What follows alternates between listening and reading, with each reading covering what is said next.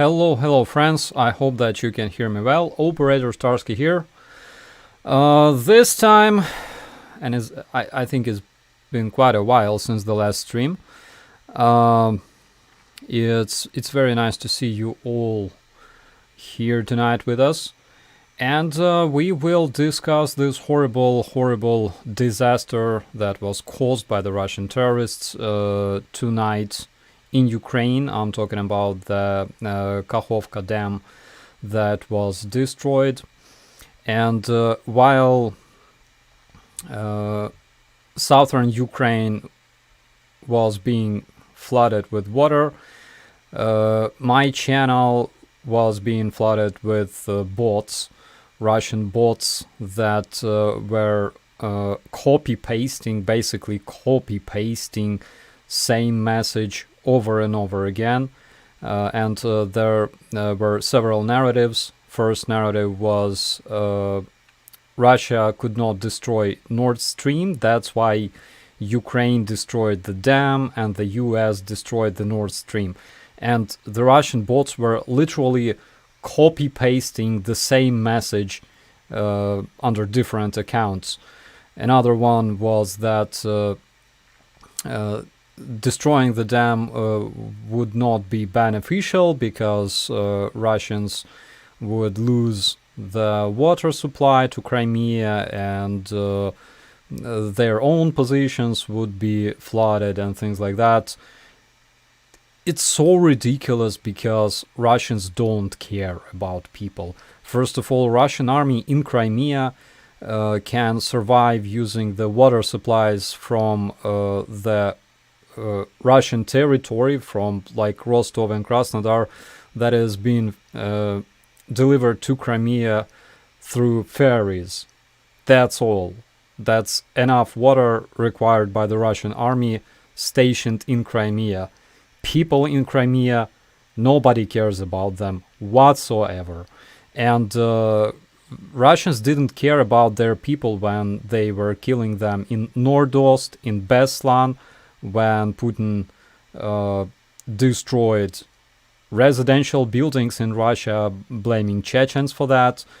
And people in Ukraine, on the occupied territories, they are technically Ukrainians. They are not Russians. Nobody cares about them at all. And that's why Crimea left without water. Nobody gives a damn. Literally. And several other narratives. And, you know, whenever Russians screw up big time, that's exactly what we see every single time. They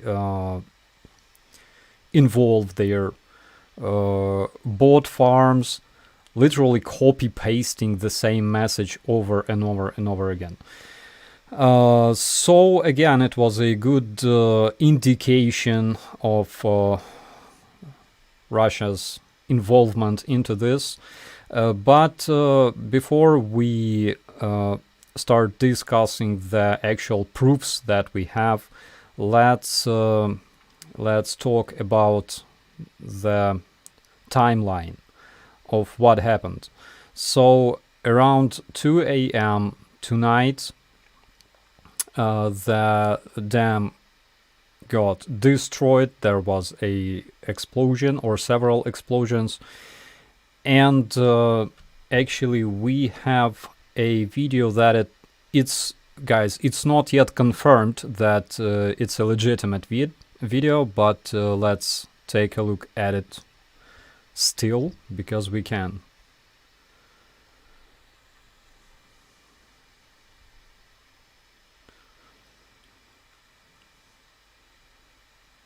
So there was another black and white video that I included in my today's update, and actually people were so furious because they were like, you're misleading because this video shows another dam that was destroyed by Russians in Ukraine previously. Guys, first of all, read description.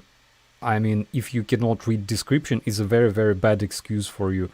and it doesn't concern you that they actually did it previously, did absolutely the same. Anyways, so again, the video that I just showed you was not yet confirmed as a legitimate video of what happened there. But around 2 a.m. again, this explosion happened and at the Kakhovka Dam. And first commentary that was made by the Russian collaborationists in that area was that there was a small damage taken by the whole construction, but everything is under control, everything is perfectly fine, nothing bad will happen. Just,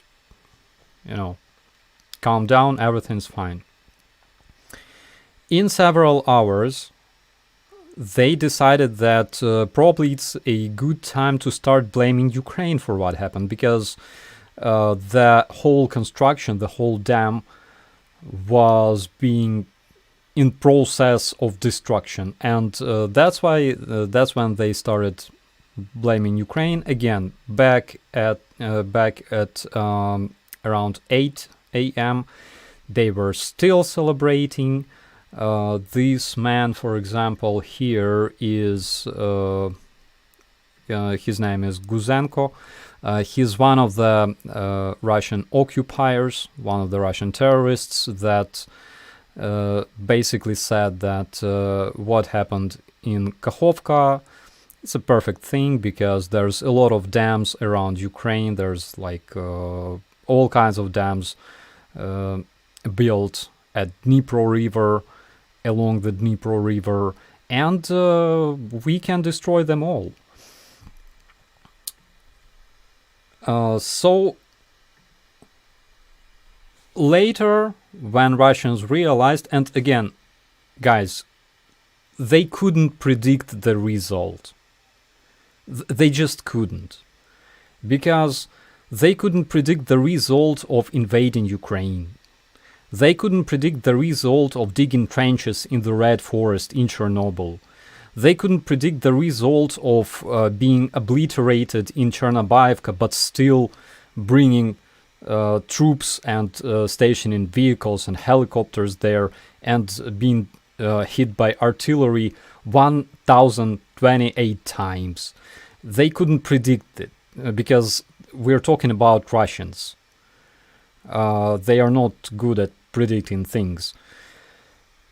So, in my opinion, what they really wanted was to destroy the dam and cause flooding that would, because they are so desperate. Guys, Russians are so hysterical because of the upcoming counteroffensive. You cannot imagine this. And Putin himself is very, very angry because today is day 468. Russia still didn't manage to capture any of 22 major cities in Ukraine in more than a year, and they keep failing and they cannot advance like in the beginning of the previous year.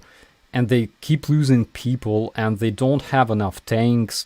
And also, there was, again, another rumor, not confirmed, that Iranian ship carrying tons of artillery shells sank either today or yesterday in the Caspian Sea.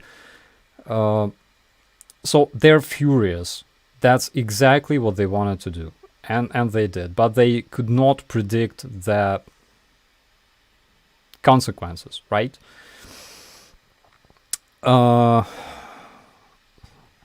As an ufologist, I would argue that the explosion of the Ukrainian dam was most likely caused by aliens. I completely agree with you, my friend, because Russians are aliens on Ukrainian soil 100%. So Russians started blaming Ukraine for that. They said that Ukraine hit the dam using the Storm Shadow missile. And of course, a single missile was completely enough to destroy the whole dam. I would like to remind you that Antonovsky Bridge in Kherson last year that was hit by HIMARS continuously for around a month or something like that. And because people are so good at building bridges and even better at building dams, it still was not destroyed completely. But this magic Storm Shadow missile it has a potential of like a tactical nuclear missile, and of course it obliterated the whole dam instantly. Elliot, we will talk about the cat a bit later, okay? So let's talk about what we have, because we know that NBC today reported that the US intelligence already have proofs that Russians did that and stuff like that. And proofs, solid proofs, is the reason why we have this stream in the first place. So we have a video that was posted by Anton Gerashchenko today showing two Russians, and this video was dated, I think, December 2022. And they're talking specifically about mining the dam. I'm sure that you saw this video. Серый, так а вы сейчас с Херсона приехали или как-то? Да, с Херсона. И обратно в Херсон, на левый там берег, да, получается? Серый, так а вы сейчас с Херсона приехали или как-то? Да, с Херсона. И обратно в Херсон, на левый там берег, да, получается? Нет, мы короче, сейчас мы сейчас, короче, назад поедем на Каховскую ГЭС. Конечно, на ГЭС сейчас мы стартанем. На Каховку, так... Подожди, на Каховке там наши все захватили, наши все. Мы заминировали специально. Нахуй, блядь, это же и был подарок на Новый год. Подарок, ёбаный в рот. Так похуй, блядь, пацаны. Блядь. Короче, 1 января Каховскую ГЭС взорвут нахуй и все смоет в ВСУ. Че на другом береге? Да. Ни хрена. Там уже заминировано. Пацаны, вы чё, блядь? А наши там нормально не погибнут, хоть наши? Уже забрали. Всех убрали. Эвакуировали уже. Так это и на Херсон вода пойдет или нет? Да, на левый берег, на Херсон. На левый берег. Полностью Херсон смоет. Пипец, братва. Да. Ну там заминировали, все там, кого надо, все убрали. Все. Знаешь, из двух зол выбирать меньше. Не, ну понятно, блядь, как по-другому-то, ребята, блядь. Если такой секрет, то что, блядь, вам бы говорили простым пацанам или как-то? Но они, может, так говорят, а может там еще хуже, чем. Да, это нам то, что сказали заминировать, мы заминировали. Думаю, так говорят, они могут не сделать. Ну ты что? Нет. So basically here we can see several Russian men serving in the 205th Russian Brigade, obviously, that mined this dam. And this unit, this motorized brigade, Russian motorized brigade, is still stationed there, which is kind of clever because they know the location, you know. At the same time, they are the same guys that were hit in Chernobyivka all this time, so not very clever. But anyways, here is one of the proofs that was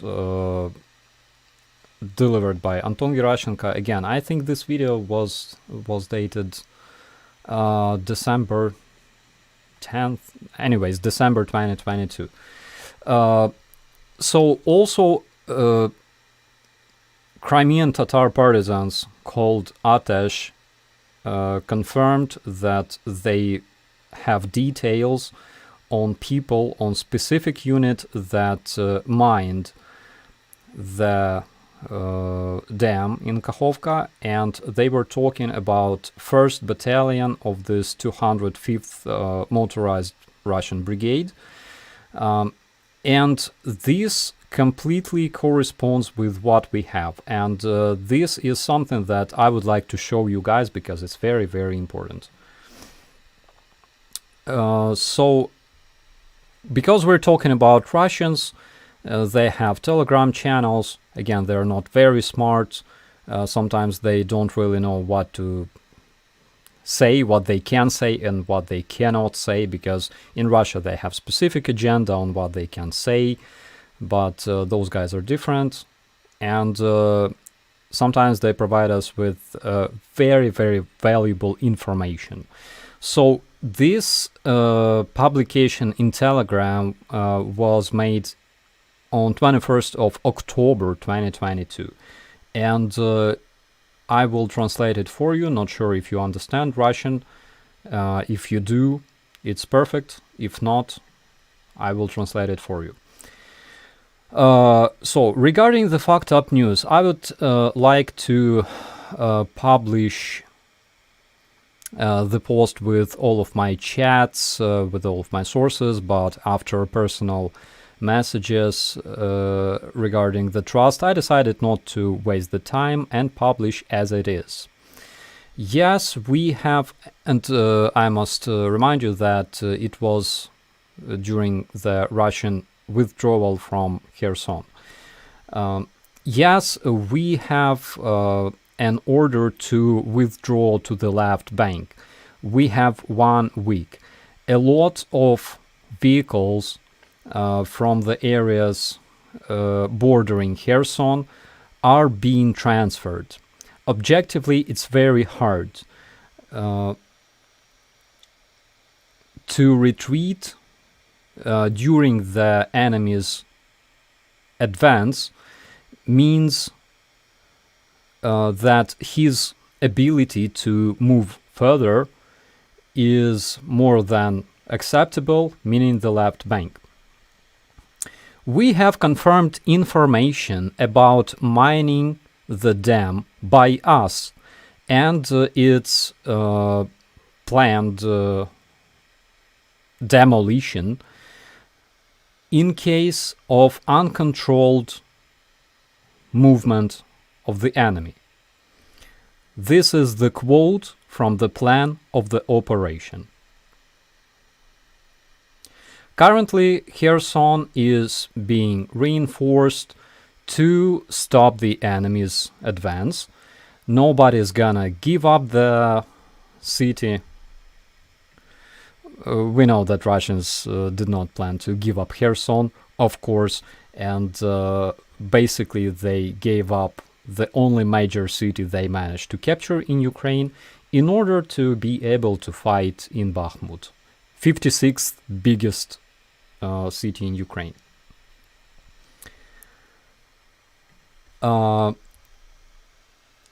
Regarding the military art, okay, the city is ideal to keep the defensive operation. Also, this city is very big, like Kherson. But regarding the movement or entering the enemy into Kherson, we are forming new positions to basically shell the city.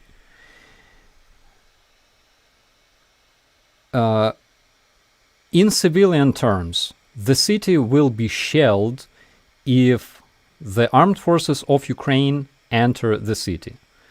The most extreme development of the situation means the demolition of the dam. The firing positions are being organized outside of the flooding area. The map of the flooding is attached is attached in the top of this publication. So they also attached a video showing the animated map of the flooding, of the supposed flooding that will happen in case this dam is demolished. Okay. It's very cynical, I agree, but this is war and we consider this. From here, the Kherson is supposed to turn into Mariupol for Ukrainians. We will hold until we can. I would like to advise everybody who can evacuate, you go for it. The peaceful citizens don't have anything to do with it. And it doesn't matter which territory you want to go to, just go. In my estimates, the dam will be demolished with... shit. I lack words in English. Basically, he says, I give 70% that the dam will be demolished by us, by Russians. And then he says, then he talks about Skadovsk and yada yada, and blah blah, and Wagnerites, and shit like that. So here we have an actual publication from a Telegram channel that was created and ran by people from the 205th Russian Motorized Brigade that in October 2022 mentioned 3 times in the same publication that they were gonna destroy the dam. And they also admitted that they actually mined the dam. That's why I think there is absolutely no point in searching, you know, was it like beneficial for Ukraine? Was it? Guys, it was not beneficial for Ukraine. We, guys, we don't have this suicidal tendencies, you know, to strike our hospitals, to, I don't know, throw our people into meat assaults and also flood tens of cities and towns and kill our own people in order to save them. That's not the idea of our fighting at all, you know. So basically that's one of the, I think, solid proofs, because this is the... I don't think that you can call this Telegram channel official, but it's legit, because it was ran by the guys, okay? Karen says, no one believes Ukraine did this. I agree, absolutely. Still, today in the commentaries I saw numerous people who were like, I support Ukraine, 150% support Ukraine. But please don't bullshit us that Russians did this, because Russians would never, even considering the fact that they did it like in November 2022, exactly fucking same thing. Where exactly is Crimea going to get fresh water? Question from the dude. The answer is they will receive bottled water from the territory of Russia, from the other side of the Azov Sea, okay? But we're talking about the Russian army. As for civilians living in Crimea, Russians don't give a single damn about them at all. Okay, what else do we have? Oh, so Russian Ministry of Stealing Toilets published this video. It's a small off-topic, okay? Published this video showing an attack performed by Ka-52 Russian attack helicopter flying tank destroying something that looks like a Leopard tank. I mean, Russians keep destroying Leopard tanks in Ukraine, even before they emerged in Ukraine. And if you take a closer look at this thing and this thing, I'm sure you know what it is. So basically, they attacked harvesters, this specific type of harvesters that were used to harvest stuff.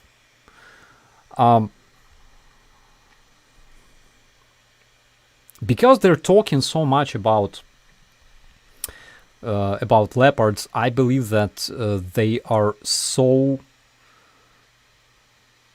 much afraid of this. Guys, you have no idea just like how much all this counteroffensive, all those fancy NATO weapons and vehicles and tanks, how much they horrify Russians.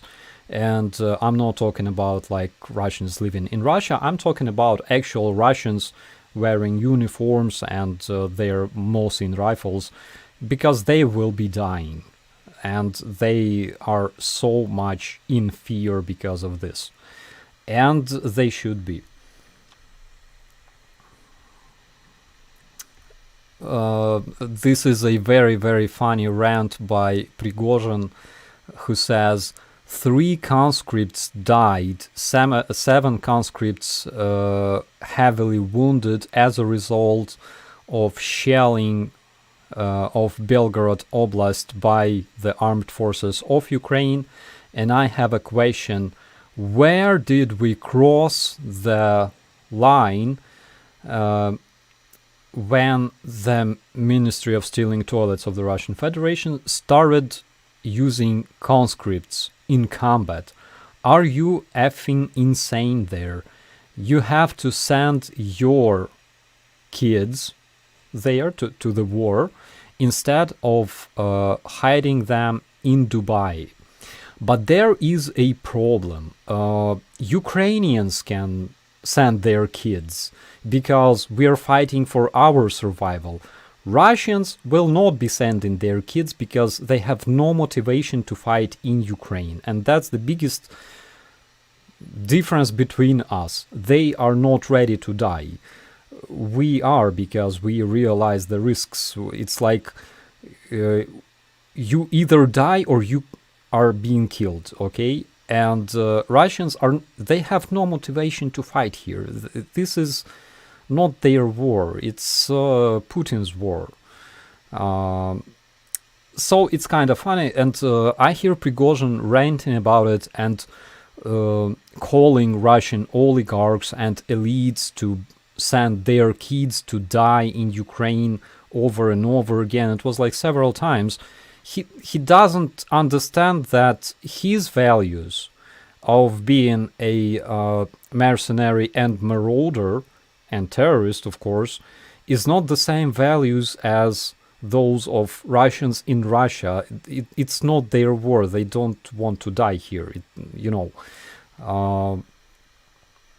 So those are different things. And, all this rant about conscripts, at the same time, you are freaking responsible for sending thousands and tens of thousands of people into meat assaults, those meat waves.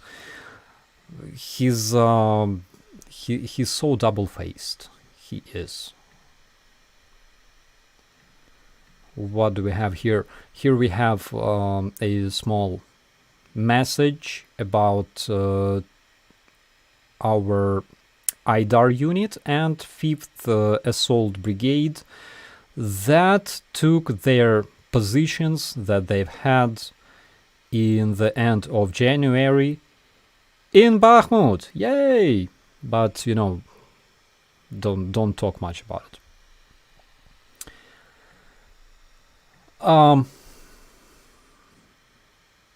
And another funny news from Russia. So they're planning to have this festival of cider. How do you call it? Google Translate, help me.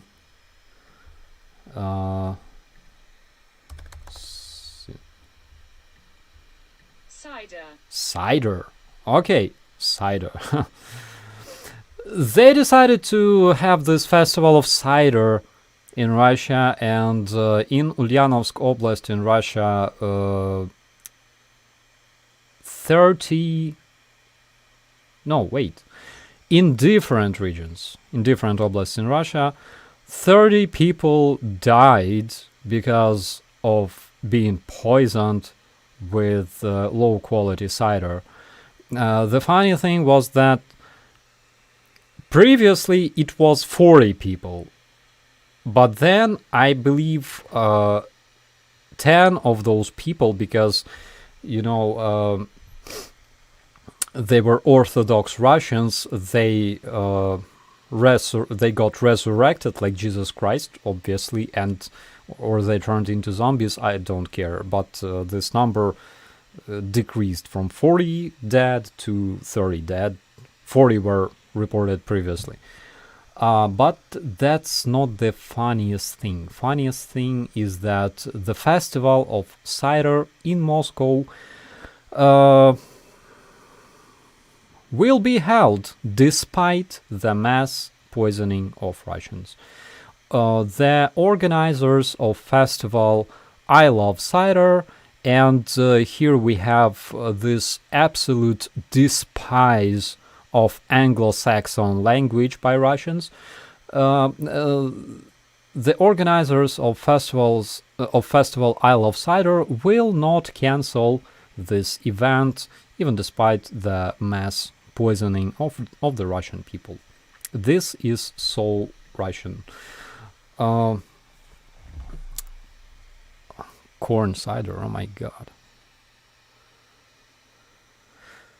Okay, guys, I'm ready for your questions. Death by cider, how? You can literally die from eating plenty bananas, but you will have to eat several 100 kilograms of them. It was supposed to be funny.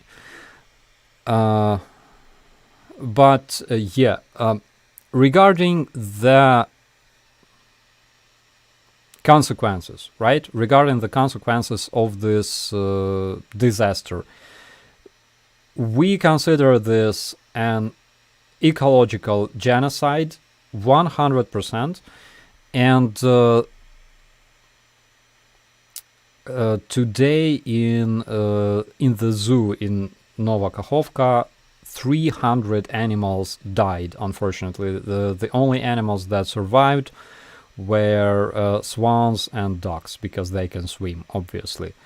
Other animals, and this zoo was enormous, believe me.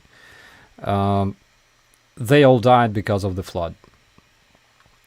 There will be consequences that will last probably tens of years, because the ecosystem got used to this dam eventually. That the dam was built decades ago, and the nature will have to adapt to new situation.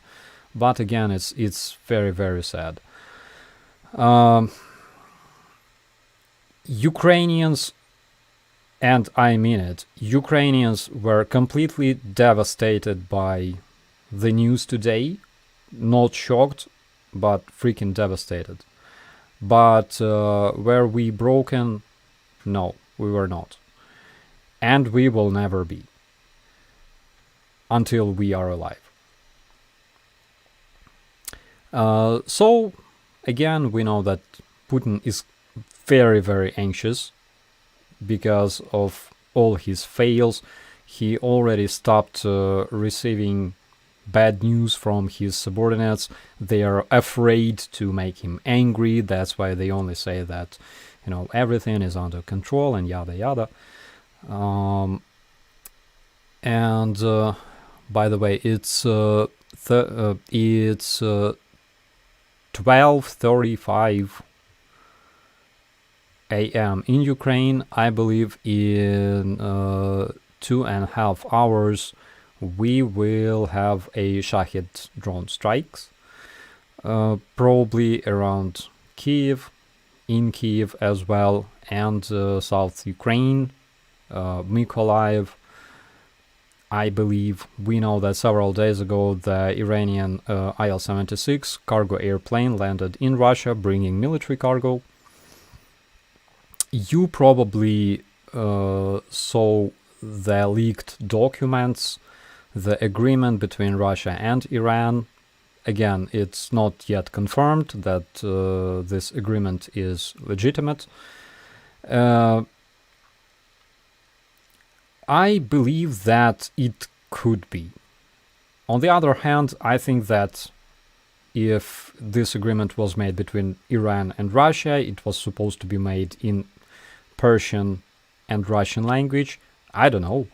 On the other hand, we know that in Iran, if they have agreements with other companies, it's a common habit to have those agreements in English language. How you know maybe Putin is watching your stream before sleep? Question from Very Nice. Guys, Putin doesn't use internet. It was confirmed by numerous people, numerous subordinates who ran away, who made commentaries regarding this. Putin doesn't use internet. He doesn't even have, this fake account that he can use to read stuff about him and shit. No. He doesn't use internet. Putin is wearing those high heels, and he doesn't use internet. He's a very, very weird individual. Regarding the Zaporizhian nuclear power plant, so arrest Starsky. Today I received a commentary from a homegrown physicist who said that you can easily stop any nuclear power plant, any reactor. It's, we do it every single day in my neighborhood. Didn't help in Chernobyl. How's the kitten? The kitten is sick. She's fine because she's running around like crazy, but she sneezes. Not sure where she got like cold or whatever, but she sneezes. She sneezes all over my face in the night because she sleeps on me, scratches me like crazy. I bought this nail clipper, claw clipper, to clip her claws because like she has those tiny little paws, huge freaking claws like a freaking tiger, and she can shred me to pieces. And I swear she's like a little cactus, but it's impossible to clip them because she's running away.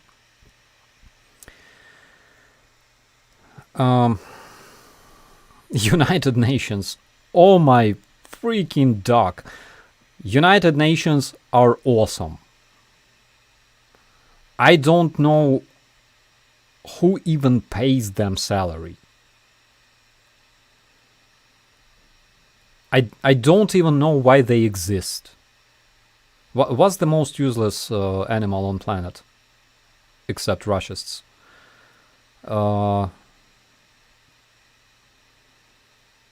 Seashells? So they're even more useless than seashells, even though seashells are cute.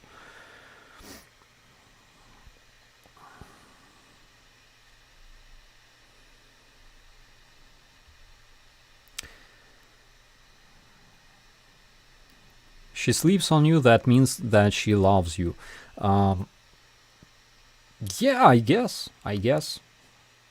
So she had her eyes inflamed basically, I believe that she never opened her eyes before I found her, because her eyes were closed and she had a lot of, this rotting liquid around her eyeballs, basically underneath her eyelids.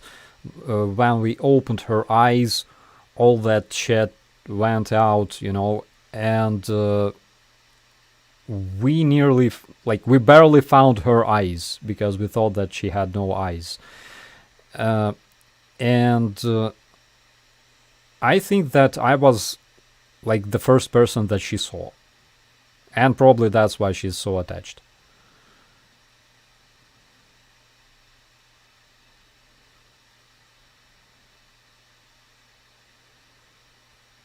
Needs antibiotics. I don't know. Tomorrow I will get her to the vet because if she keeps sneezing, I will take her to the vet tomorrow. I'm very lucky that I have this vet clinic nearby, and they work 24/7. Mucus, yeah, that's the word. A lot of it, guys. The vet started opening her eyes, and all this shit went out, and they were like big, they were inflamed, and he said, "Oh shit, I see one eye, but I cannot find the other one." And I was like, I don't care. And then he was like, "Oh yeah, I see it. She's got both eyes." Jesus. Kitty may have a sinus infection. Maybe. I think the doctor will tell me tomorrow exactly what she has.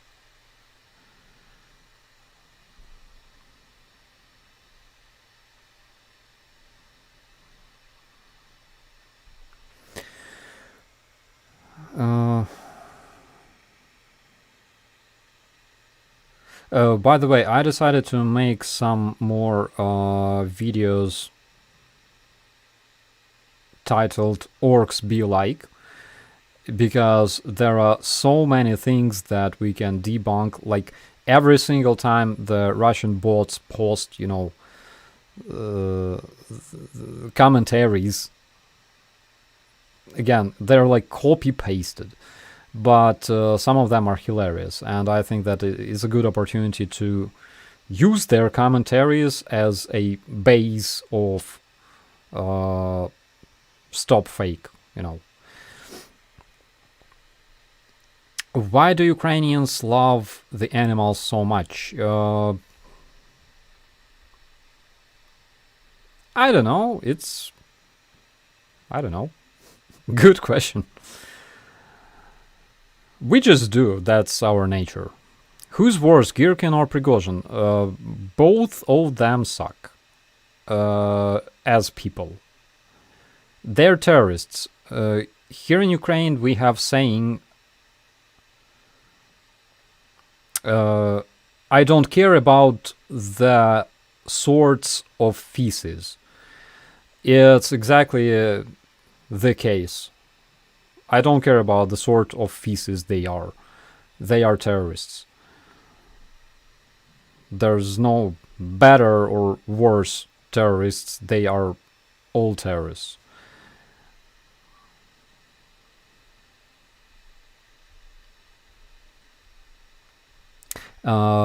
Alan asks, have you named kitten?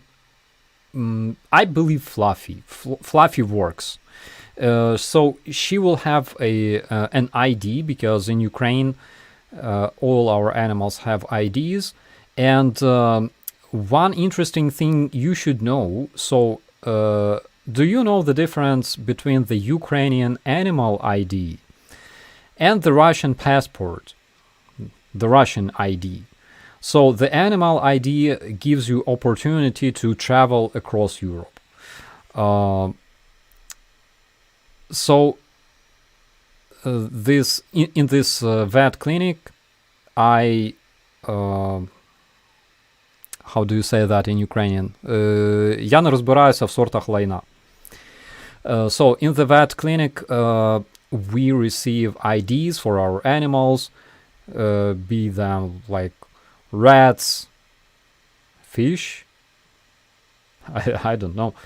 Funny thing. So if you have a dog, you have this ID with photo of your dog. My dog has the ID with his picture, with this, like, you know, crazy smile. I wonder if they give IDs for like fish or like spiders. Can you imagine making a picture of like your fish? Like, can you smile for me, please? All right. Speaking of Janine, and by the way, today our chat is moderated by Ali. Big respect.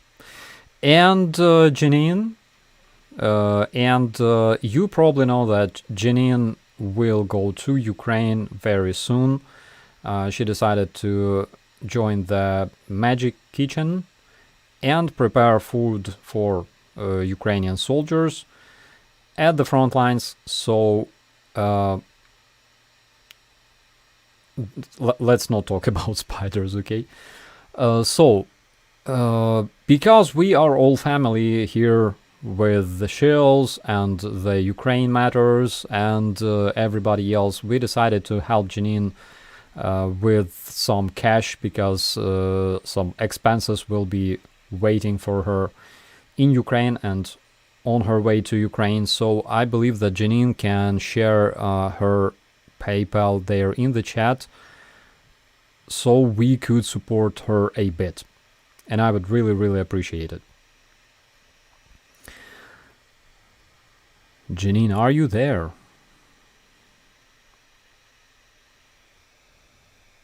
I think I saw you. The question from Toti back. How do I pronounce Palyanica to get safe passage? It's Palyanica. Russians cannot pronounce this. However, there was a guy from Australia. He served in SAS and he fought with us within my unit. And I taught him how to spell Palyanica perfectly. And he learned it in like several minutes. That's insane. Here we have a link in the chat. How are dogs used tactically in the Ukraine army on the front line? So the dogs were used basically to demine area. They are very, very good at finding IEDs, mines, shells, bombs and things like that. But we mostly use them in rather safer area because due to this constant shelling, the dogs go crazy and they get very, very stressed because of that.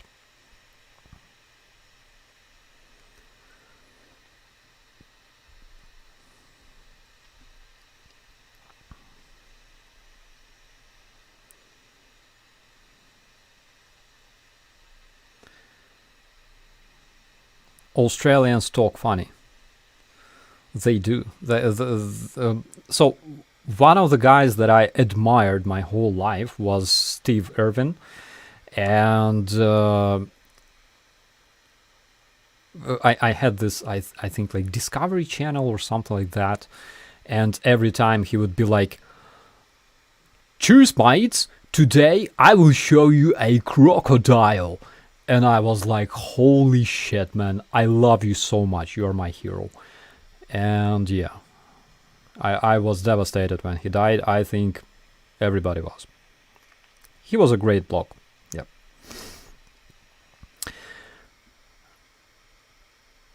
Operator Fluffy. So why I mentioned Fluffy is currently she has a call sign Fluffy. I don't know about her name. I don't call her Fluffy anyways. I call her Kitty. That's all. I call my dog Pass, the dog. As easy as that. Doesn't really matter how they're called.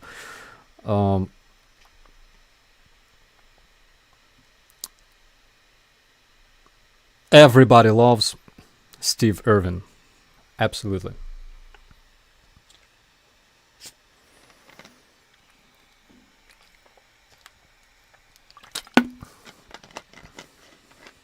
Oh, Miroslav Burtovy here. Miroslav Burtovy is my good buddy. He's a designer. Hopefully he will help us with some designing.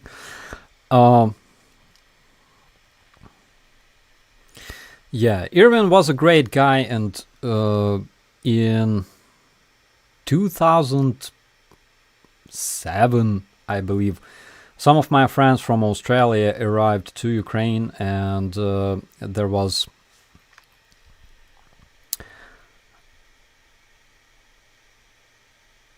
question from Anton Hansen. I will answer this later. So my friend got drunk, and we were at the club, and he was sitting there and crying. And I asked him, like, what happened, mate? And he was, I came to Ukraine. I cannot do Australian. He was like, I came to Ukraine to find a wife, because in Australia, I have some bugs here. Because in Australia, I cannot do that. Every time I'm meeting a girl, they learn that my name is Levko. And that's it. And in Ukrainian diaspora in different countries, the kids are usually given like old names, that were popular in like 18th century. And it sounds kind of funny. So the question from my friend from Dnipro, he says that he saw me on live on a TV, giving a commentary, and he was surprised that they titled me, subbed me, okay, as Andrei Kulish instead of Haritin Starsky.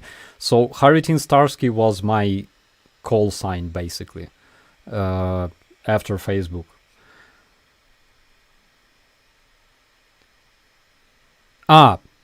Question. So it's kind of messed up, okay? Because sometimes I give a commentary on like live broadcast, and I'm talking about something, and the host is like, wait, but the press officer of your brigade, Haritin Starsky, said something different, and I'm like, I'm the same dude.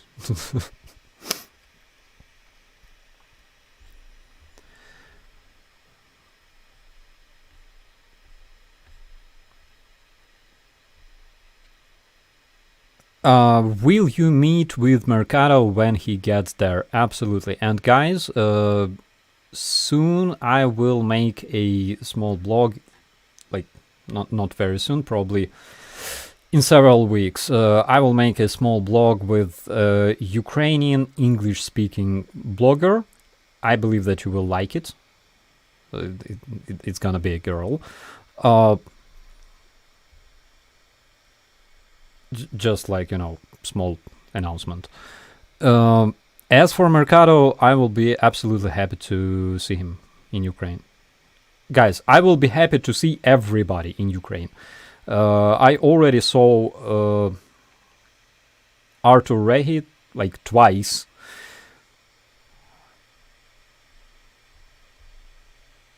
Will Russia bomb Kerch Bridge next? They don't really need this bridge as of now, because the railway was damaged. Not sure if they managed to repair it, and the railway was the main idea of this bridge. they use railway to deliver all kinds of stuff. Currently, in its current state, I'm not sure they can use railway very much.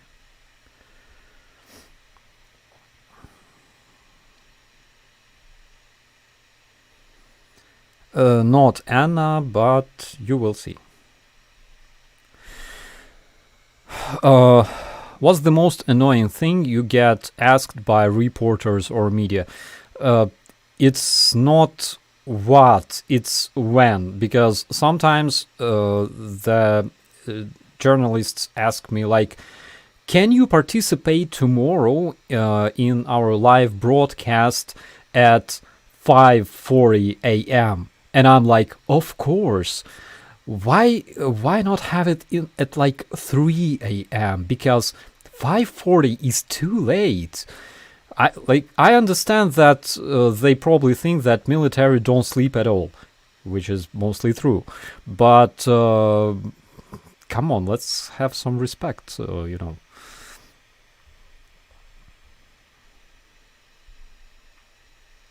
No, it's not witch, guys. It's a completely civilian Ukrainian blogger. I'm sure that a lot of you are subscribed to her as well. But not Anna. You will see, guys. I specifically needed a civilian female blogger for this video. No, guys, don't think anything wrong, of course.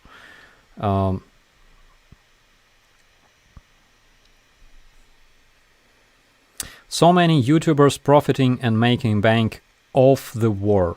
Not only YouTubers, guys. There's a lot of scammers. There is horrific amount of scammers out there. Not only Ukrainian scammers, all kinds of countries. There are guys, not often guys, but anyways, with like user pics of other people wearing uniform, and they start messaging you and scamming for money. There are women that also ask you to send some money so they could, top up their mobile phone or whatever. It's crazy. People think that, like oligarchs, weapon producers, politicians benefit from war. No. Those people do.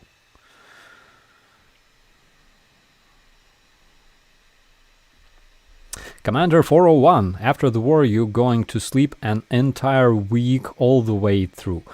I agree on that. Considering the fact that I will be drunk like a bitch, yeah, I will. Probably not a week, probably like 3 days, but something like that. Is there another dam upstream the river? There is several of them. There's Kanevsky Reservoir upstream the river. There is basically north of Kiev. There's a huge reservoir called Kiev Sea, and a huge dam. There were several attempts to destroy it using missiles early in 2022, from what I know, and those missiles were intercepted. Is Budanov okay? Yes, he's okay. He only died like 4 times, so he's absolutely fine.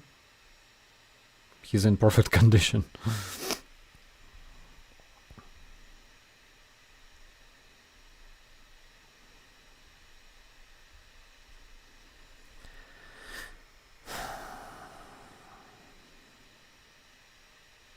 Oh, yeah.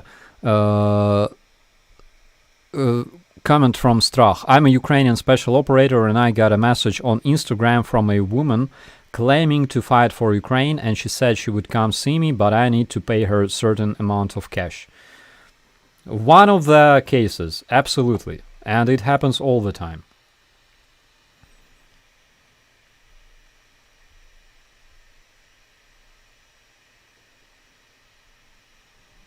Died 4 times, just a flesh wound. So it's but a scratch.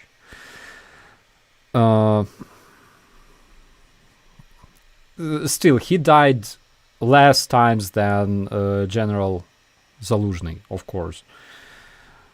He's either dead or in coma, you know. It's one or another.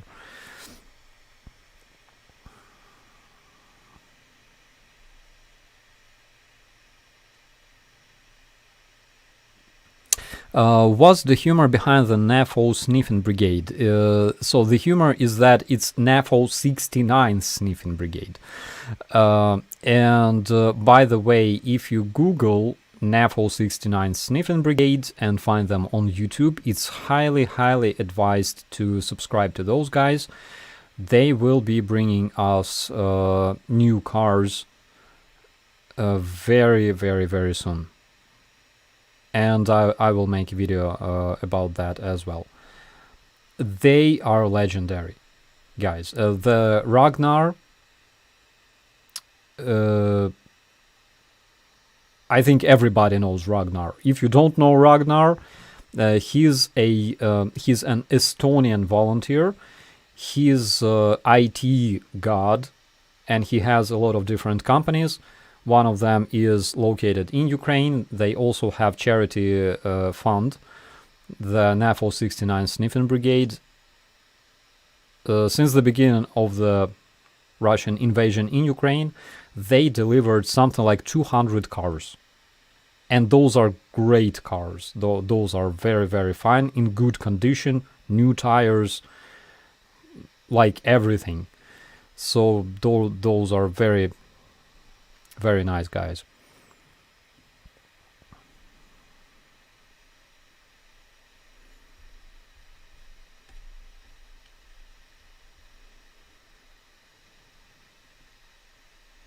Monty Python. So Karen, my favorite episode is Ministry of Silly Walks, something like that. It was the first episode I saw, and I fell in love with those guys. And I was something like 12 years old. I was watching Monty Python, and everybody around, like my parents, my bro, they were like, what the hell are you even watching? Like, is it even funny? I'm like, holy shit, those guys are legendary. So yeah.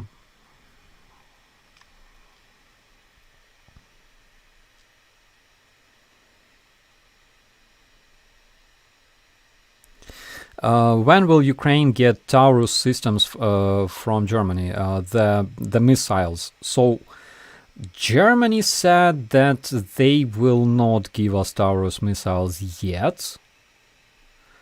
But last year nobody wanted to give us like anti-air defense complexes, tanks, and things like that.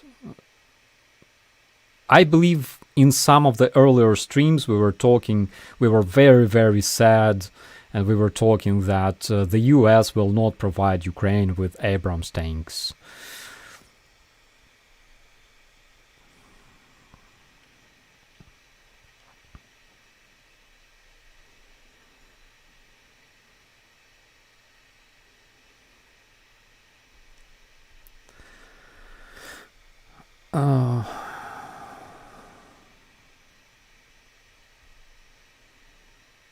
Russia have shot down 3 Taurus missiles today.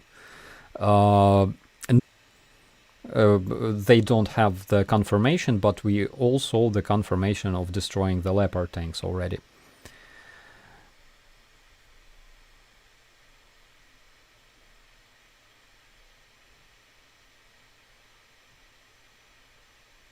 I'm in love with Margarita Rita Rivcharenko. She's a Ukrainian military journalist. Do you know her?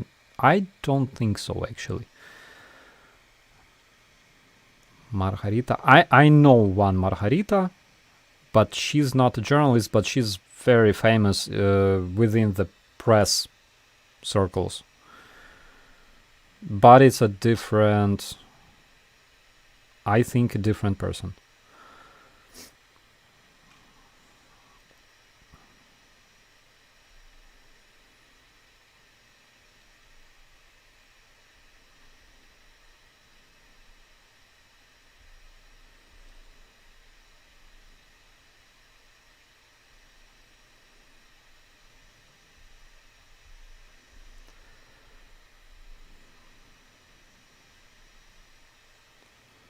Have you heard about the negotiation with Australia for their retired FA-18s Hornets? Yeah, there were some rumors, not yet confirmed though. We had negotiations. Actually, I think if we had those negotiations, there is a big chance that we will receive FA-18s. We would rather receive them than not receive them, I would say. I would put it this way. And actually, FA-18 is a very nice alternative to F-16s. They are much more advanced than MiG-29, of course. And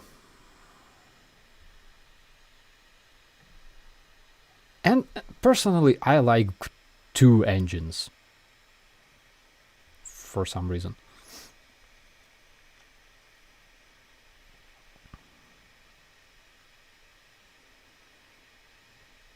I heard they had agreed. I can't remember the numbers, but it was a lot. They were talking about something like 40 something, I believe. I can be wrong though. Level 70 Canada has F-18s also, but they are decades old. They are not half a century old anyways.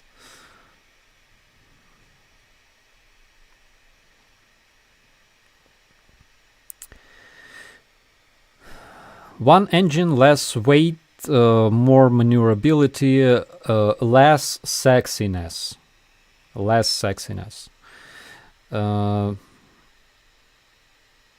41, yeah, 41.